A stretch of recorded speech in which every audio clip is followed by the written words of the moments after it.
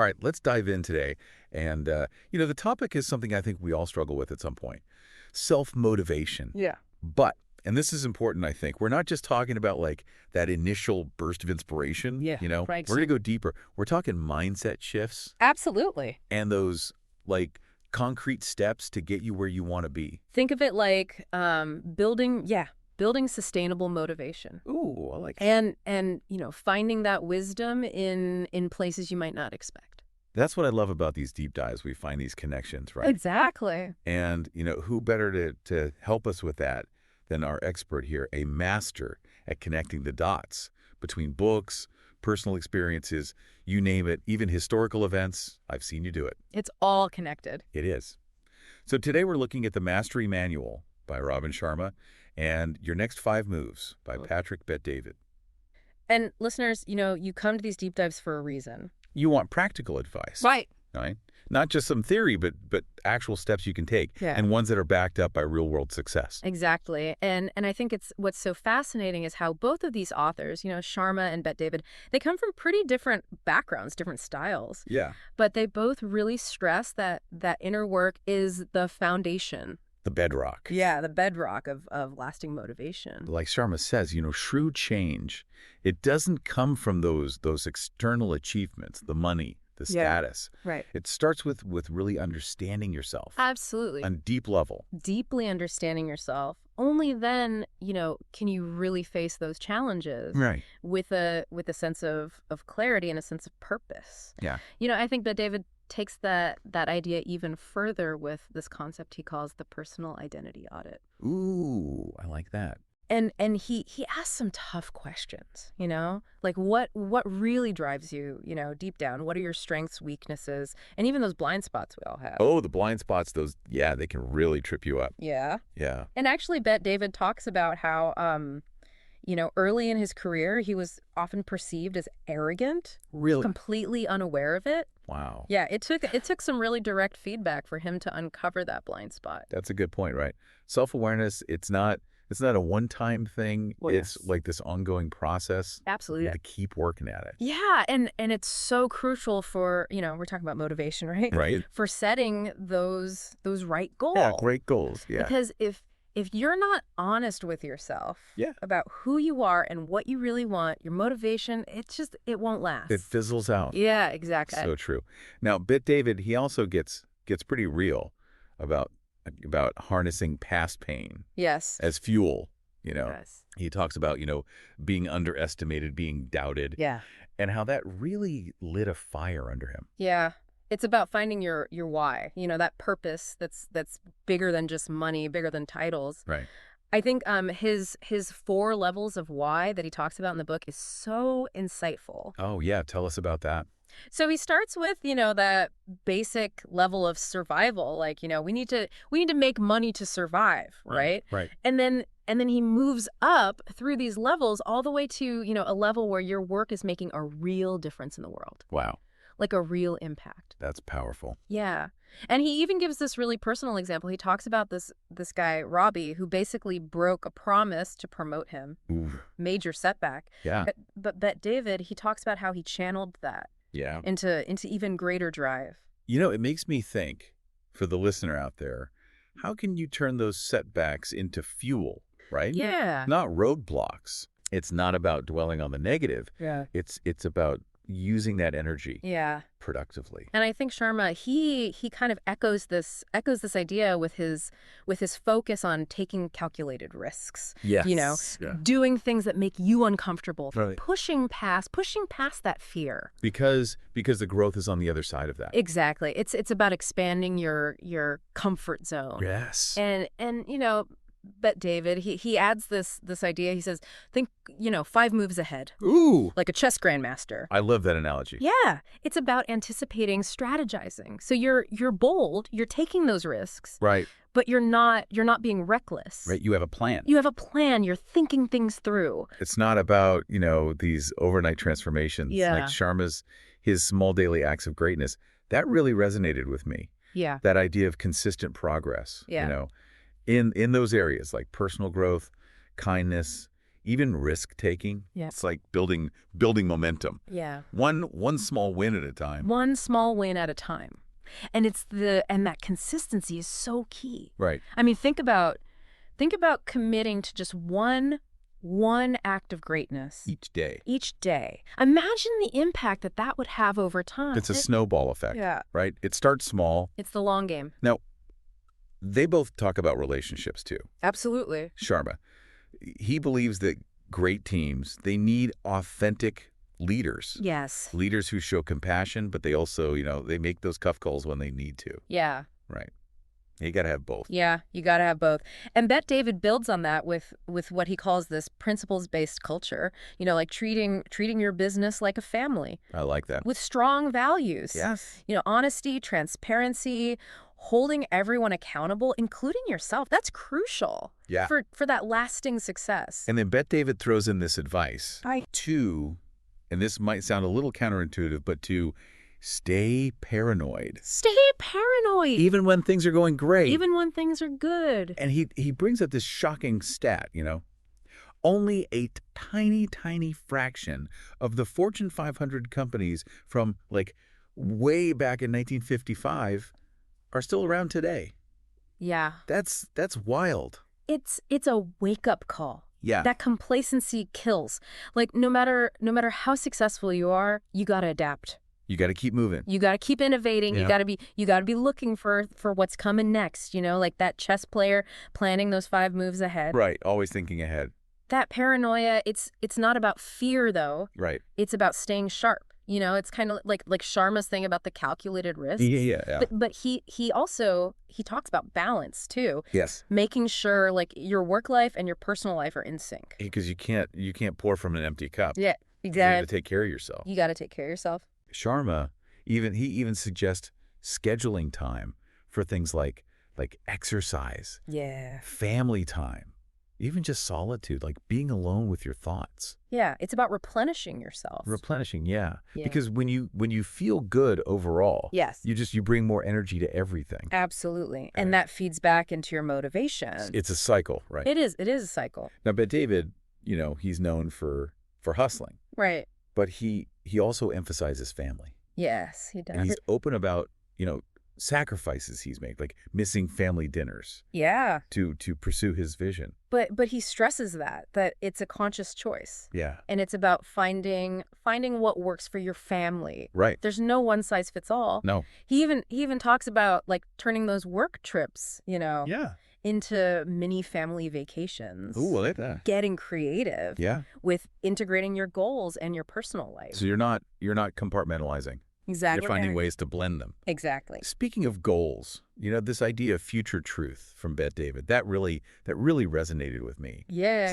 It's like stepping into the shoes of your future self. Yes. The one who's already achieved those goals. He actually quotes IBM's founder, Thomas J. Watson. And Watson said, he envisioned the end result so clearly Wow. that he worked backwards from there. So he started with the end in mind. Started with the end in mind. Wow. Another example, JFK's moon landing goal. Oh, yeah. That was a bold future truth. Huge. And it galvanized people into action. It's powerful, isn't it? Like shifting your mindset to align with that vision. It is powerful. But then how do we turn that vision into those daily actions? Right.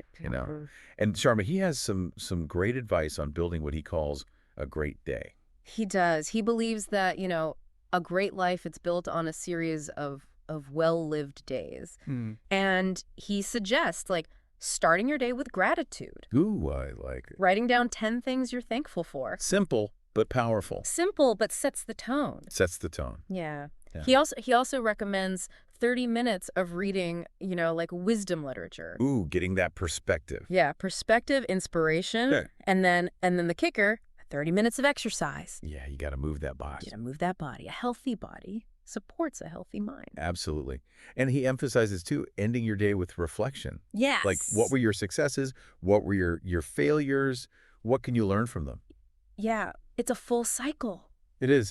Gratitude, fueling yourself with wisdom and exercise, and then that thoughtful reflection. It's a framework for intentional living, isn't it? It is. Which loops back to that consistency Yes. we were talking about earlier. Yes. Sharma's small daily acts of greatness, they fit right in there. They do. He's all about getting a little bit better each day in every area of your life. Love it. Those incremental improvements, they compound over time. They do. And he even asks this question. He says, are you playing your biggest game as a human being?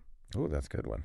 Because we often settle for less than we're capable of. We do. Yeah. It's a call to step up, isn't it? It is. To become the best version of ourselves. Absolutely. But that can feel daunting. Yeah. Which is where I think Bette David's stay paranoid advice comes in. Yes. Right. Remember, business is war, he says. Yeah. I mean, it's intense. It is. But Right. but his point is that there's always competition. Right. There are potential threats out there. You can't rest on your laurels. Right. Even when things are good, somebody's trying to disrupt the status quo. It's the nature of it. And he backs this up with that Fortune 500 stat. Yeah, that tiny fraction that are still around. So it's about vigilance. Constantly seeking improvement. Right. Staying ahead of the curve. Like Sharma's calculated risks, but Yeah. but on a broader scale. On a bigger scale, exactly. Right. He even suggests like embracing Murphy's Law. Oh, tell me about that. Asking yourself, what's the worst that could happen? Yeah. And preparing for it. Being ready. Be ready for those curveballs. Curveballs, yeah. It's interesting. He also highlights the power of alliances. Yeah. You can't do everything alone. Right. He uses the example of Apple and Microsoft. Yeah. Fierce rivals, right? Yeah. But they formed an alliance. Yeah. That was actually crucial to Apple's survival. Yeah, it was. So sometimes even competitors can become allies. Absolutely. It's about finding that common ground. And then there's mentorship. Yeah. That David breaks it down into 3 levels. Oh, tell me about these levels. So there's theory, there's witness, and there's application. Okay. So theory, that's like book knowledge. Okay. Yeah. Witness is observing success firsthand. Okay. Like you're seeing someone who's doing it. Right. And then application is like they've actually achieved it themselves. Okay. So ideally, you want mentors at all 3 levels. Makes sense. But especially those with that application expertise. Yeah, those who've walked the walk. They've been there, done that. It's like having guides, Yep. who've already navigated the terrain you're on. And that ties back to self-motivation, right? It does. It's not just about pushing yourself relentlessly. Right. It's about using the right tools, the right strategies, the right support. The right support, yeah. To navigate that journey. So you're not alone. You're not alone. Bette David also talks about staying battle-tested. Yes. The best entrepreneurs, he says, are often those who faced adversity. Yeah. And come out stronger.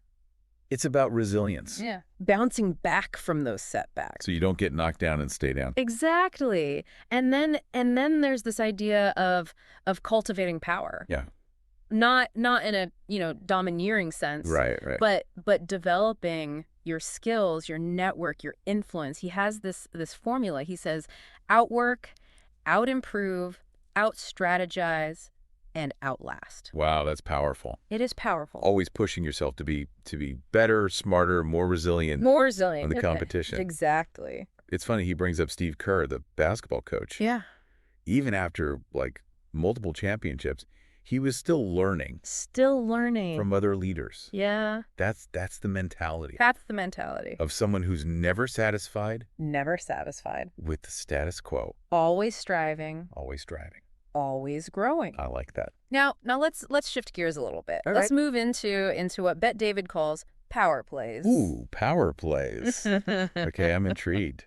It's about using strategy, using influence to achieve those goals. And he draws some really interesting parallels to, of all things, the mob. Okay, now this is intriguing. He's not advocating illegal activity, of course. No.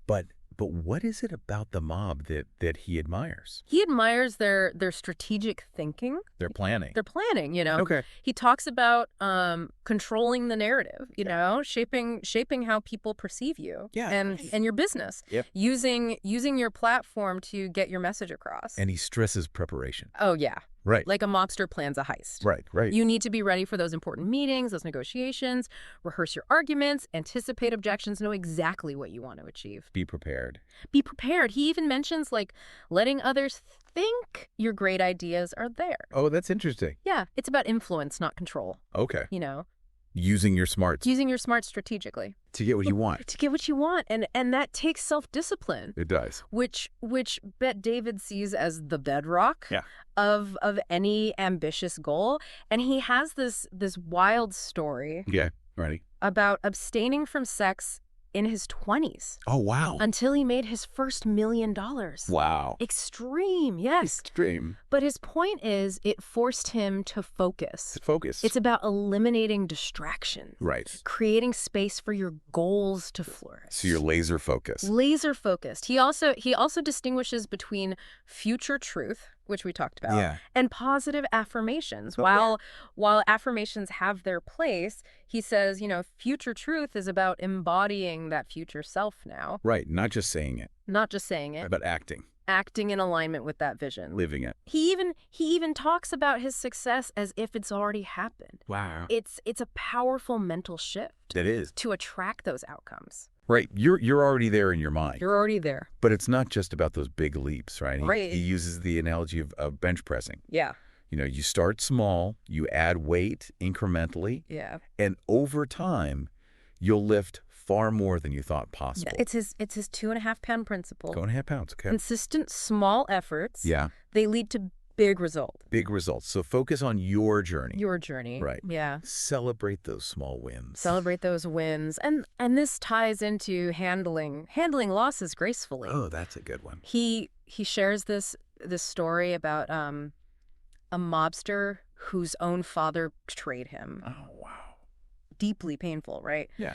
But the mobster, he chose composure, Wow. understanding that, their lifestyle, it could create those kinds of tensions. Right. So it's not personal. Not necessarily personal. It's the nature of the game. It's the game. So it's about resilience. It's about emotional intelligence. He didn't let that betrayal ruin the relationship, Yeah. but he processed it internally Yeah. and moved forward. Wow, that's powerful. It is powerful. He also emphasizes understanding the other side in negotiations. Absolutely. When he wanted to raise, for example, Yeah. he didn't just, make demands. No. He understood his company's concerns, Yeah. came prepared with a plan Yes. that addressed them. Address their concerns. Even offering a solution that saved them $1 million. Yeah. Talk about strategic. Strategic. He wasn't just thinking about himself. No. He was finding a win-win. It's about negotiation as collaboration, Yes. not a battle. I like that. Now, here's something that's a little counterintuitive. Bet David, he believes in creating friction, Yeah. even when things are smooth. Even when things are good, not conflict for its own sake, but what he calls positive friction. Okay, I'm intrigued. Tell me more. That challenges people to grow. Okay. He does this by, for example, praising employees publicly to their peers. Ooh, that's interesting. So it's like it creates a positive pressure It does. to step up your game. Yeah, to step up. Mm-hmm. He also believes in difficult conversations. He does. Like Joe Rogan. He gives the example of Joe Rogan giving blunt but caring feedback to a fellow fighter. Yeah. It's about speaking the truth, Speaking the truth. even when it's hard. Yeah, because ultimately it helps people grow. This all links back to that principles-based culture, right? It does. Clear values, expectations, and holding people accountable to them. Absolutely. Like a family. Yeah. Needing those rules, Yeah. those boundaries. To create structure. Structure, yeah. It's about accountability and excellence, Absolutely. not just warm fuzzies. No. And then there's radical transparency. Yes. Bet David is all about open honesty with your team, Yes. even when it's tough. Yeah, he actually had to fire a top performer Oh, wow. who was violating company principles. Yeah. A hard call. But upholding those principles, that was key That was key. to the company's integrity. To the integrity. It shows that leadership isn't a popularity contest. No, it's not. It's about doing what's right for the long haul. For the long haul. And he also brings up love languages. Oh, it's He recommends that quiz yeah. to understand how people give and receive appreciation. Because different things motivate us, right? Exactly. Some people, they thrive on words of affirmation, Yes. others on acts of service, Yeah. gifts, quality time, It's about recognizing that and thinking about what motivates your team. right? How to show them that you value them In a way that in resonates. a way that resonates. And that creates a more supportive and a more productive environment. Absolutely. He also outlines what he calls the 5 deadly sins of entrepreneurs. Oh, the 5 deadly sins? Okay, hit me with them.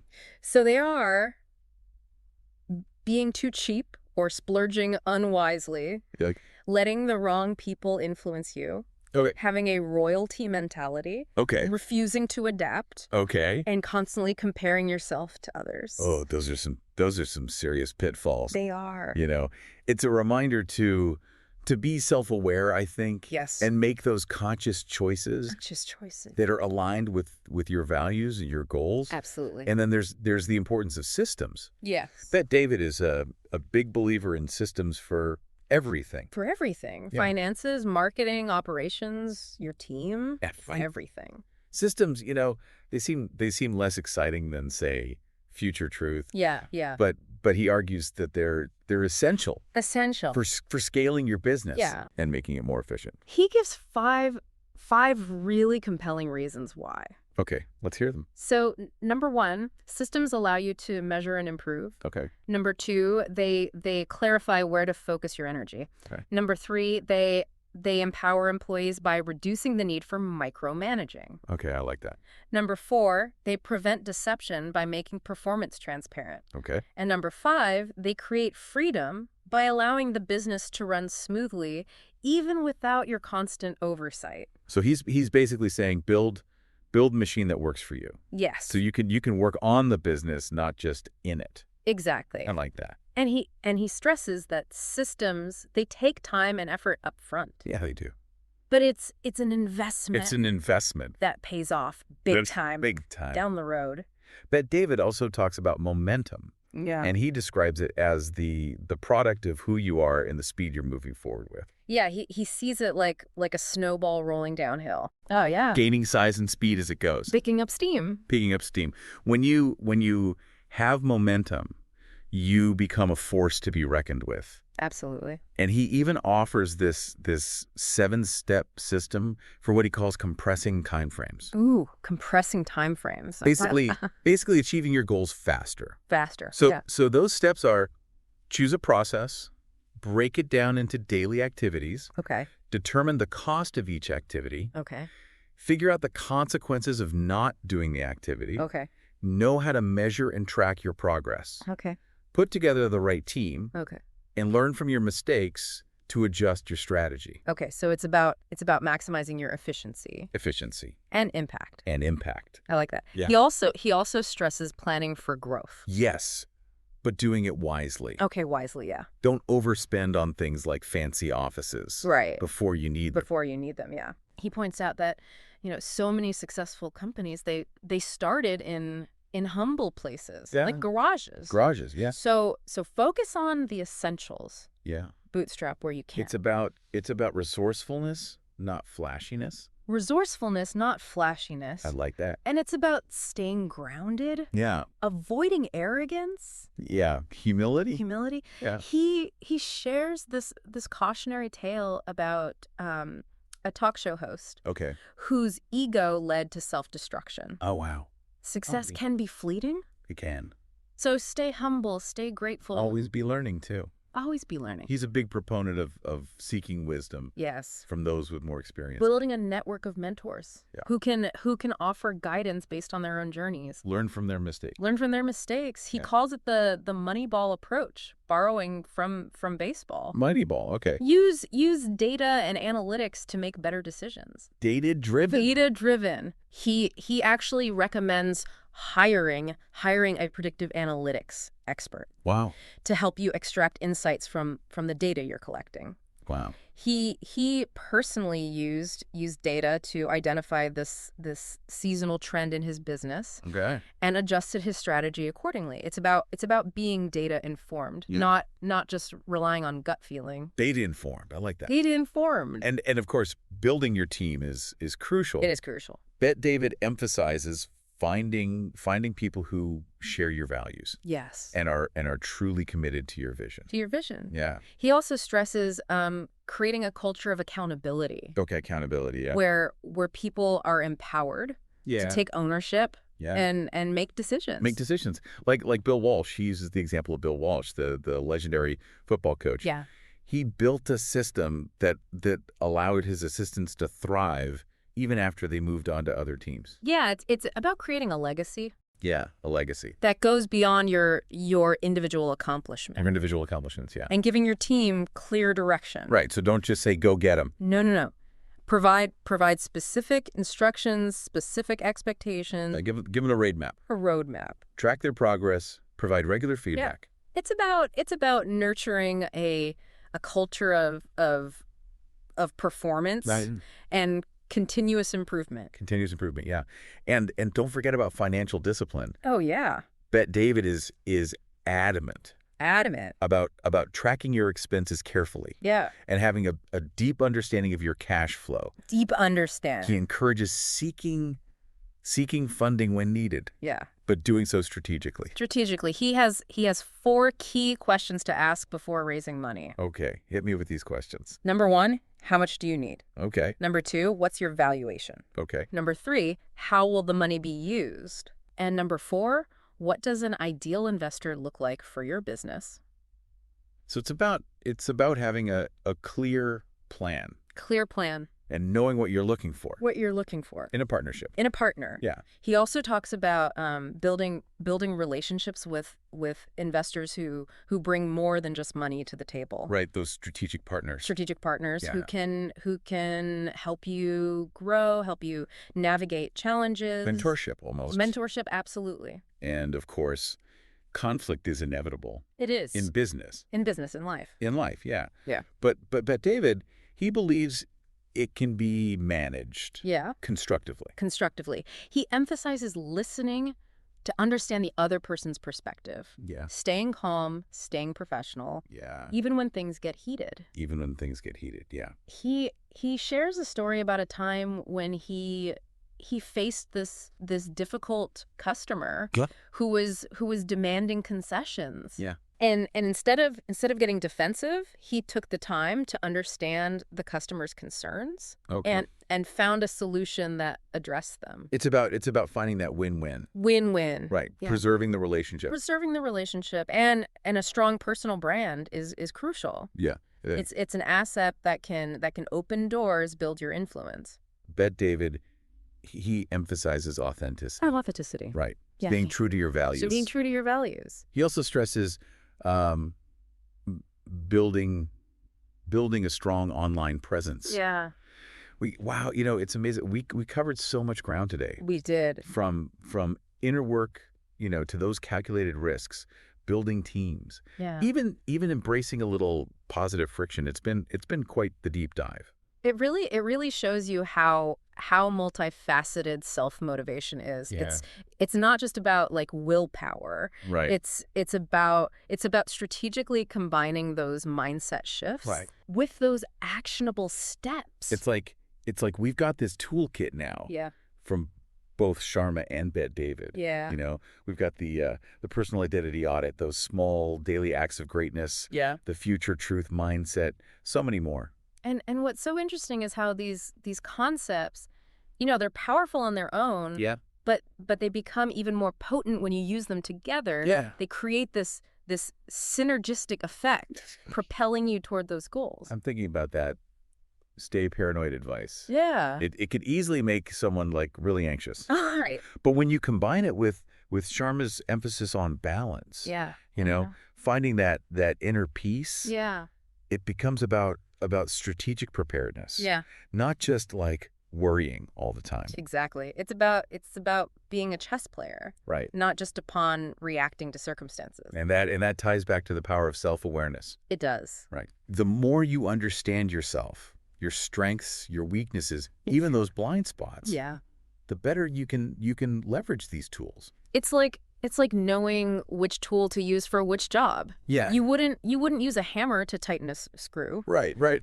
And with self-motivation, sometimes you need that jolt of future truth. Yeah. Sometimes you need those small, consistent actions. And sometimes you just need a screwdriver. Sometimes you need a screwdriver. Right. Exactly. You got to use the right tool. Use the right tool. And sometimes you need the support of mentors, allies, a team that shares your values. Yeah. It's not a solo journey. No, it's not. It's about building the right ecosystem for yourself. So what does this all mean for you, the listener? Yeah. We've thrown a lot of ideas your way. We have. But ultimately, self-motivation, it's deeply personal. It is. What works for one person might not work for another. And both Sharma and Bet David, they talk about journaling. Yeah. What if for the next week you committed to writing down your goals, your fears, and the specific actions you're taking to overcome those fears? It's amazing how much clarity comes out when you put pen to paper. It is. So take these insights, experiment, see what resonates with you. Yeah. Remember, this isn't about being perfect. No. It's about progress. It's about progress. Keep learning, keep growing, keep pushing yourself to be your best. Until next time.